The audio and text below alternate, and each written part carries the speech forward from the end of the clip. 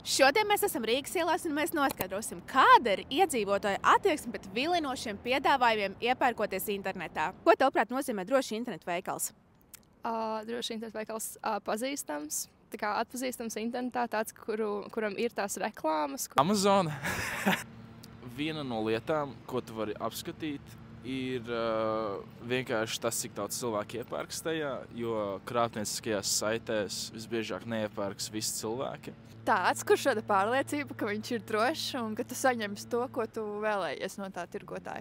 Vai tu pievērš uzmanību internetu veikaliem, kuriem ir kāds ļoti vilinošs piedāvājums vai precēm cenas šķiet zināmi mazākas nekā citos internetu veikalos? Jā, man uzreiz tas šķiet aizdomīgi, ja tā starpība ir ļoti liela. Es godīgi teikšu, jā, es paskatos uz viņiem, pastos, kādi ir tie piedāvājumi.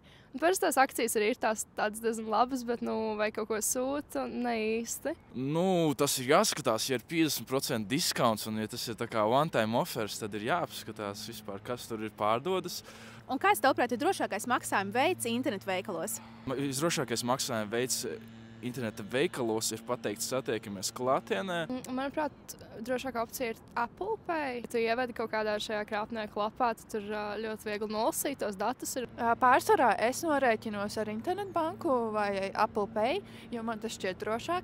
Netici brīnumiem interneta veikalos. Par to, kā droši tajos iepirkties, vairāk informācijas meklē www.faceveikals.lv. Patērētāju tiesību aizsardzības centrs atgādina: netici brīnumiem internetā.